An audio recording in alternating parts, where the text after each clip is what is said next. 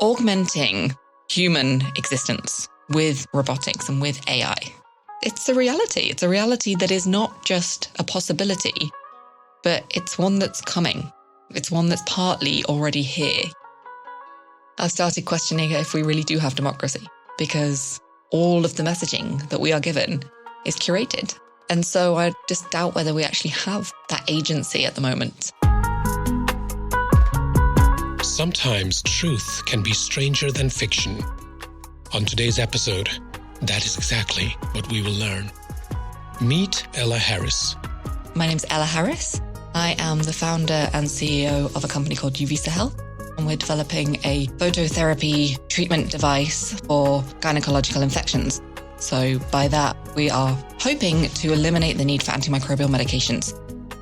If we can treat those types of infections using phototherapy or light therapy, then really it opens the door for a whole new wave of how we handle infections in the future. Ella is a strong feminine leader, and so her choice of fiction reflects that. When you asked me to be on this podcast, I thought about films that I'd previously seen that might somehow relate to what I do somehow, but I couldn't find anything really directly translatable. And so then what I looked for was strong female leads. I found Ghost in the Shell, and I thought it was really interesting because it's a dystopian future that is not that far away, actually.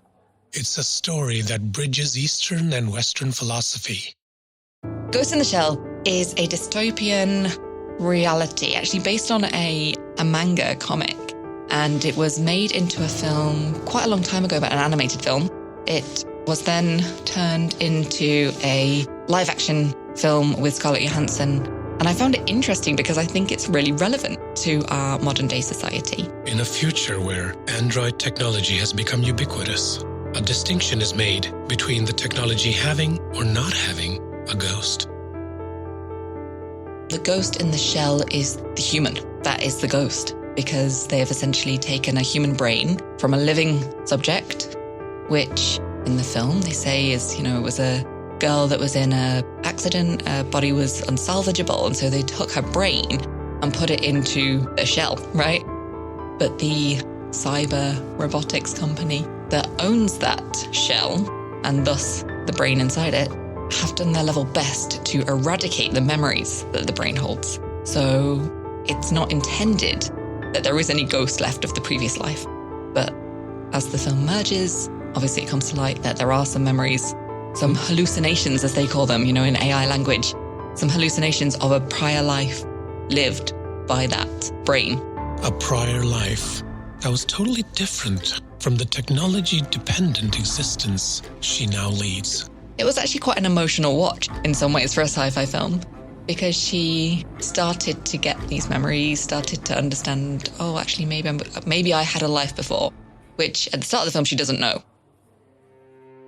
She went to see this woman, and this woman was talking about, the fact that her daughter had been, I guess, a bit anti-establishment. She'd been living on the edge of the city in these derelict places where these anarchists, if you like, were grouping together to kind of be against the regime that was now in existence.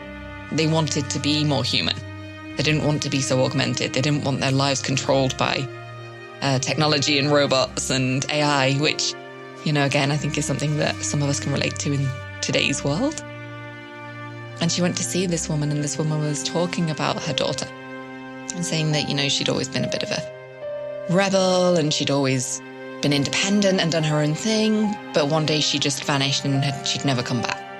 And the mother had kept her room and had kept like a shrine to her, and you could see the penny drop for Scarlett Johansson, and when she realised, I think this was me, I think this was my life. And then she went back to the place where where she had been living previously, before, as it transpired, she actually was killed and taken.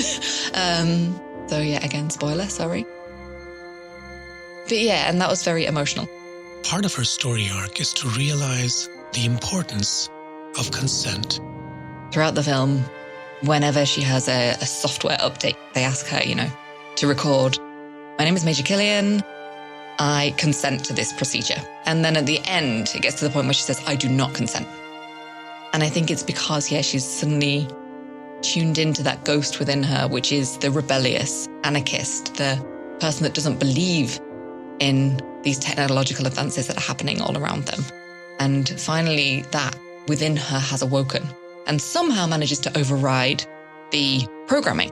It's an imaginative tale envisioning a future where humans are plugged in to AI. But surely, this is just imagination. Scarily, no, I don't think we're far away from plugging people in, for want of a better way of putting that. Yeah, no, I think we're already being influenced by AI, and I think that we potentially are quite close to, augmenting a human conscience and psyche and thought process with AI. If a person 100 years ago had seen somebody with a prosthetic limb that moved as they wished it to, they might have thought that that was a cyborg. And that exists today, right? So we do have augmented beings in our society already today. I don't think we yet have augmented brains. I don't think, at least not with technology embedded to alter our thoughts. I don't think, but again, I'm not an expert, so maybe it does exist. However, like I said, listening to other people in this field or that have more knowledge, it's a reality. It's a reality that is not just a possibility, but it's one that's coming. It's one that's partly already here. I'm totally against this. I am, I'm a believer in progress, of course. I'm a believer in finding technologies to help cure disease or give people back abilities that they didn't previously have, or, to improve lives. But I think at some point we have to draw a line. And where is that line? And that's also why I chose this film, because we're living in this now, not in 50 years. We're living in it now, where we start to make choices and regulation is starting to be made about how much we allow the machines to impact our everyday existence. That transformation in the film, if that became reality, where we could somehow still override programming with our innate sense of self, then that gives me hope, actually. It gives me hope that we can't just be all brainwashed, essentially, because that's what it is, right? We're talking about digital brainwashing here. If you plug somebody into an AI and say, right now the AI is going to influence how you think and feel. If you think that sounds unrealistic, consider Neuralink, a technology that is being built today by Elon Musk to connect your brain to the digital world. You already mentioned a company that's somehow trying to connect brains to the internet, which, I find concerning. I'm not sure everybody finds it concerning. I think some people find it exciting and interesting. I'm already concerned by having information given to us in the way that it is, that our agency and our decision-making is already augmented from external factors. Having those external factors literally plugged into us, I'm not sure is something that any of us should actively choose, but who knows, right? With powerful people building powerful technologies to affect our brains, what is the state of our democracy? I've started questioning if we really do have democracy, because all of the messaging that we are given is curated and it's chosen by algorithms. It's influenced by powerful money holders. And so I just doubt whether we actually have that agency at the moment. I think the only way to do that is to start questioning more. Questioning, maybe even rebelling, just like Major Killian. Could it be that we also need to discover the power of our consent? We have face recognition and we have voice recognition. And if somebody can record your voice, then actually they can then modulate you because they can use an AI to produce you saying anything. And it sounds like you, and who's to say it's not you, right? And I was having this conversation, and one of my colleagues said to me that she had recommended her daughter, who is 9, speak into Siri to search something. And her daughter said, no, I can't do that because then they can get my voice. So already I think that we are passing down this awareness to our children. And it gives me real hope that generation at some point are going to go, hang on a second, guys, this is out of control. This is crazy. We can't really trust anything in the digital domain anymore. We have to take back our own agency. Because coming back to the film as well, we talk about Major Killian giving consent at the start. Is she able to give consent when she doesn't really know what's happening to her, right? And I think that's what we're talking about here. So she says, yes, I give consent, because that's what she's always known. She says these words, she says she gives consent. They do something which updates her, reprograms her, whatever it is. And she goes about her daily business, which she's never thought to question before. But over the course of the film, and as that arc develops, she realizes, no, I should be questioning this. And what am I giving consent to? And how is this impacting me as a being? And so I think we are, waking up to more of this stuff. Even the everyday person, even the everyday 9-year-old is waking up to what does consent really mean and what am I agreeing to? I think we need to discover the power of our consent. Yeah. What has been driving this development? It is a growth-based leadership style. A feminine leadership style may be an alternative, but are we imprisoned by a system of growth that prevents us from escaping this scenario? I think female entrepreneurs or feminine entrepreneurs come up with great ideas that they can see will benefit society. But inevitably, for these capital-intensive projects, which in healthcare and medical devices it often is, you then require external investment. And investors have this mindset of, yes, I want to take this thing to the market, but it has to make me money.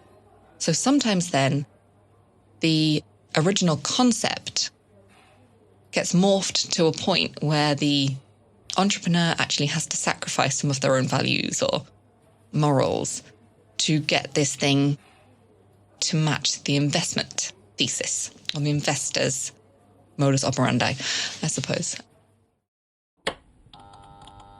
This way of thinking started when somebody had a not-so-bright idea. Light bulbs. This all started with light bulbs. The makers of light bulbs realized that people were not buying more light bulbs because they'd made them so well that they suddenly were like, this isn't good for our business. We've sold this many, that's great, but now we're at a standstill. We've stagnated. We need to make our light bulbs so that they don't last, so people need to buy more. And now that's embedded into our society and everything that we ever produce. Yeah, I think we definitely need quality. I'd like to see us go back to a point where quality doesn't just mean it operates well, but actually it lasts the time it's supposed to. So we're not polluting our land, our home, our planet with unnecessary goods that aren't worthwhile. I'd like to see us get back to a point where a successful business isn't chasing unicorn status. A successful business is one that has made X amount in revenue and can say, right, great, thanks everybody, we've all made X amount in revenue. Let's call it a day, but let's go and live off in our summer houses and, have a nice life and do some philanthropy or something like that. That is what I would like to see. Because unfortunately, what happens is women or females or feminine individuals will start a technology company. Like myself, I started it with recognizing that there was a need, a problem. There was a better way of doing things or a different way where the people that experience that problem can have a new solution, which in my case is more natural. It's, not pumping chemicals into your body. It's localized, all that stuff. But to get my innovation and my technology to market, I rely on people investing in that because they see that this is a need. But typically investors don't invest just because they see a need and want to get something into the world. They need a return on that investment. And that's the system we've built. So money generates more money. So unfortunately, I do think that some of the technologies and some of the innovations that could be incredible won't be brought to light because nobody's willing to fund them. What we need is more feminine investment, more feminine policies, where we recognize that there is a use for this technology, but that it does have to somehow be monitored or policed or, well, regulated. Yeah, I do think that a more feminine approach, which is willing to take risk, but measured risk. And that's what this regulation is about, right? It's about controlled risk. It's about acknowledging what the risks are and saying, we have a plan for this, or we can mitigate this so that we can bring technologies forward that are beneficial to society, doing something hopefully useful and not harmful, whilst also driving value. Yes, I think there is a place for that. Sometimes knowing things are wrong is easier than knowing how to fix them. But we have to ask that question. How do we change this? Now we're getting into the realms of economics, and I am not an economist. So I feel like I'm not qualified to answer this question really. But a different economical structure where, venture capital has only been around since the 1970s. We need a new model. We need something where the economy can still keep going. But, that where we recognize that actually continuous growth isn't possible. It isn't possible indefinitely. Not without great cost, right? So at some point, we have to find another way where we recognize this, where we keep our economies going and our civilization going without needing constant growth. Like I said, when you're at school, you study business, right? Basic business is if you have a company that makes something and you sell it for more money than you make it, you have a profitable business. And that's good enough. That's a successful business. We've created a world, though, where a successful business doesn't even ever generate any profit, but somehow has this incredible value, which is, for all intents and purposes, made up. And so, yeah, I would like an economist to answer this question about a new potential model where we can go back to the basics of you have some profit, you're a good business, great, a little bit of profit, everybody wins, and we're all happy, rather than continuous greed. Well, thank you for inviting me to the conversation and for getting me to publicly admit my technophobia. My name is Faisal. You were in the circle.